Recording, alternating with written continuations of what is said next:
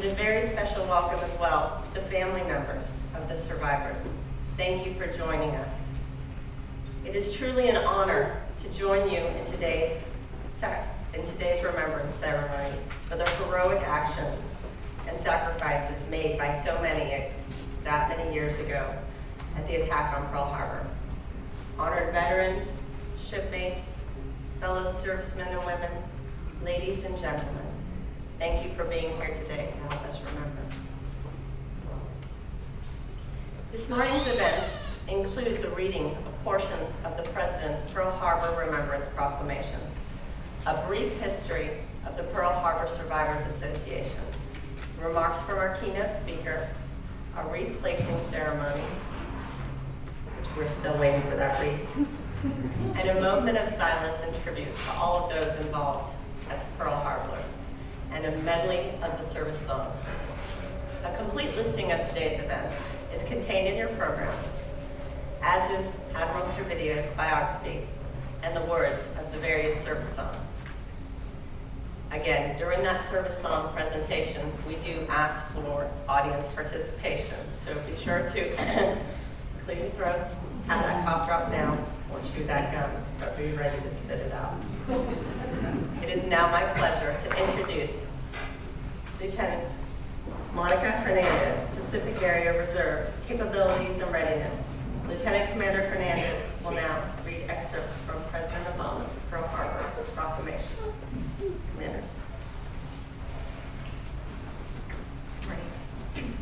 Presidential Proclamation, National Pearl Harbor Remembrance Day 2015. On the morning of December 7, 1941, Japanese planes thundered over Hawaii, dropping bombs in an unprovoked act of war against the United States. The attack claimed the lives of more than 2,400 Americans. It nearly destroyed our Pacific fleet, but it could not shake our resolve.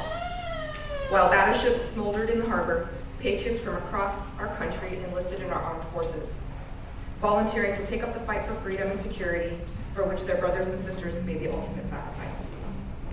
On National Pearl Harbor Remembrance Day, we pay tribute to the souls lost 74 years ago. We salute those who responded with strength and courage in service of our nation, and we renew our dedication to the ideals for which they so valiantly fought.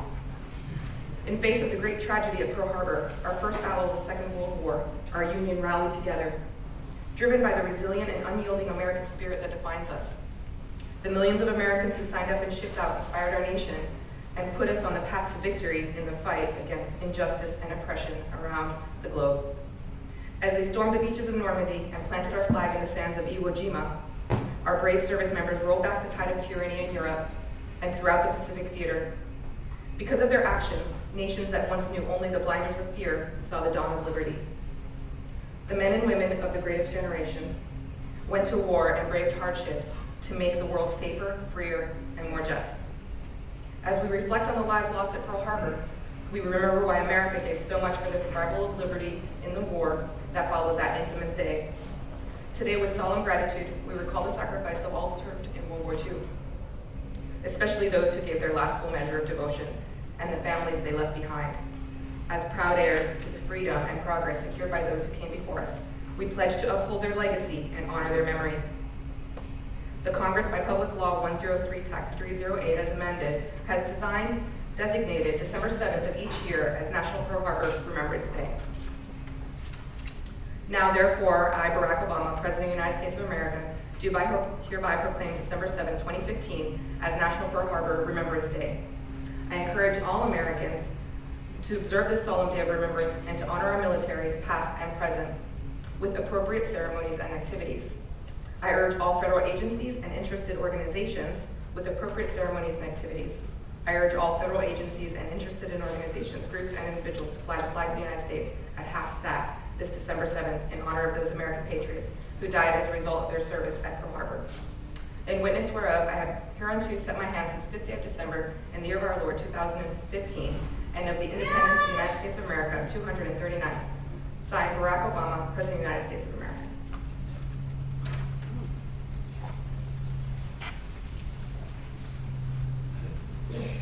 Thank you, Lieutenant Commander Hernandez.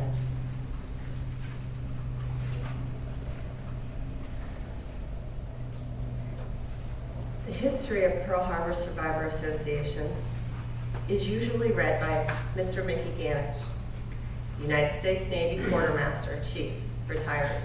This 96-year-old sprightly young man is a Pearl Harbor survivor from the battleship USS Pennsylvania. Once again, Mickey is off gallivanting, not like gallivanting, but he is in Hawaii being honored and participating in their remembrance ceremony today. So he isn't able to be with us here. Reading the history of Pearl Harbor Association in Mickey's place is the current base Alameda enlisted person of the quarter, Petty Officer Sheldon Williams.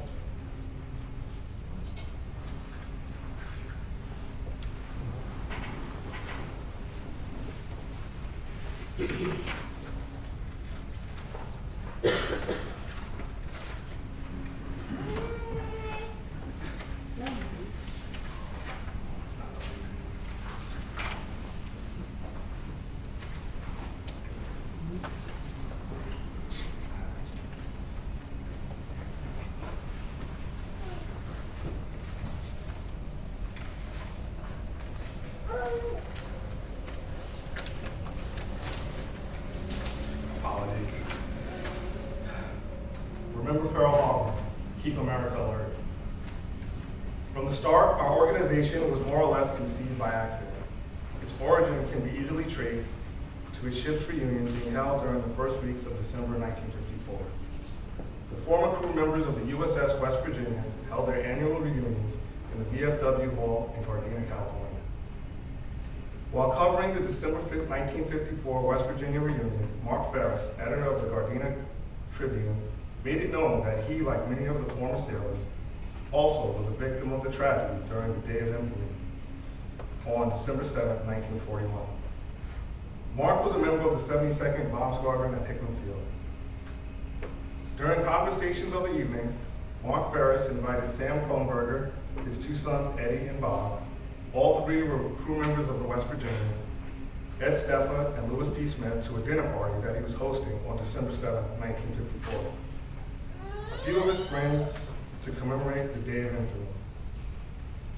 The first get-together, called a Remembrance Party, took place in the city of Gardena, California. It was felt that it would be only proper to render a toast to our fallen comrades in arms.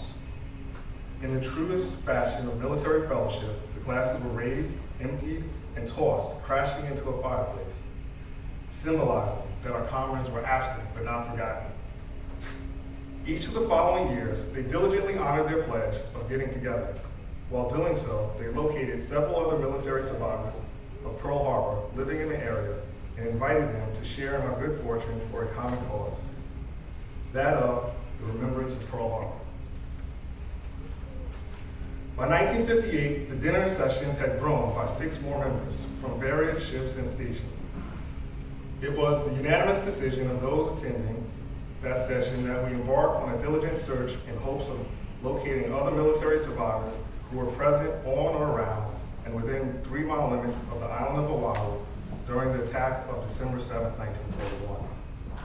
We would then invite them to join us in our common interest, the Day of Infamy. It was also decided at this time that it would be a worthwhile venture in investigating the possibility of giving formal birth to an organization that would promote our accepted thoughts, that being remembering Pearl Harbor. Such an organization would hold as sacred the memory of those members of the military services who were forced to pay with their lives the ultimate price for freedom on that fateful day, Sunday morning, a day that they pledged never to forget or allow our country to forget. Thus was born our motto, remember Pearl Harbor, keep America alert. The gathering assembled that evening came to the conclusion that all in attendance would be known as the original founders or the nucleus of the prospective organization.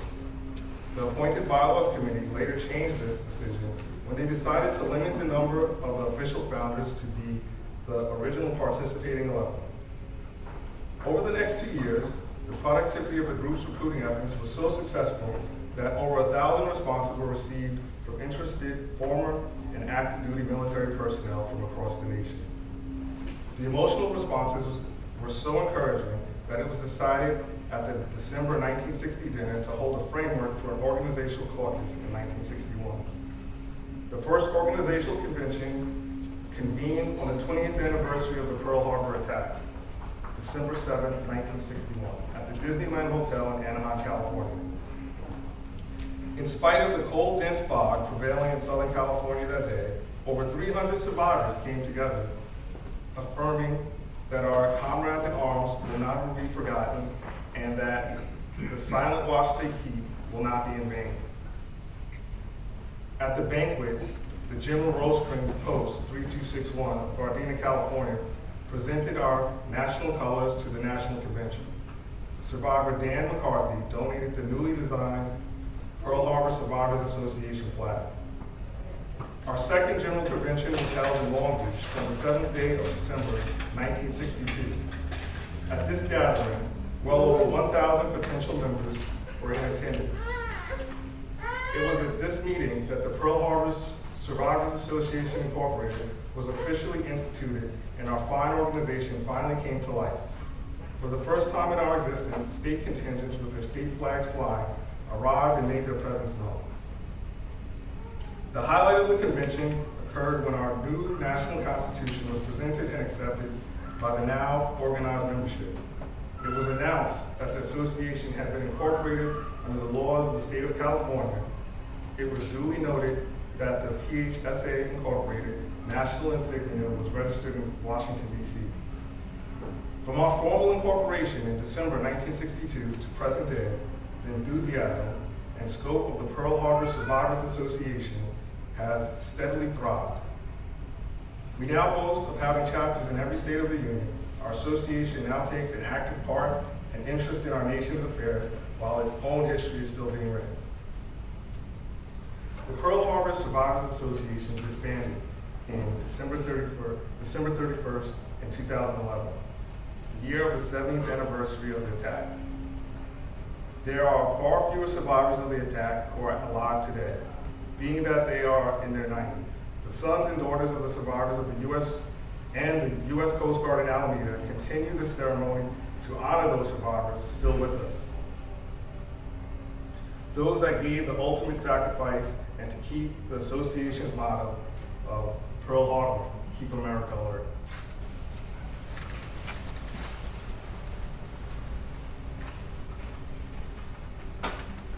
Thank you, Petty Officer Williams. It is now my honor to introduce our guest speaker, Rear Admiral Joseph A. Servidio. Admiral Servidio assumed his duties as Commander of U.S. Coast Guard 11th District in June of last year. Responsibilities for this assignment include oversight of the U.S. Coast Guard operations from the California-Oregon border to Peru, including Arizona, Utah, and Nevada.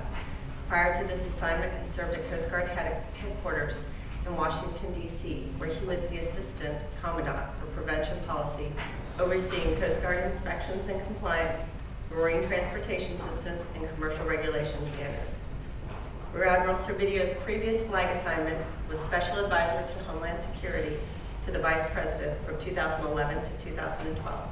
Rear Admiral Servidio is a graduate of the U.S. Coast Guard Academy from the class of 1982 and hails from Bayside, New York. Rear Admiral Servidio.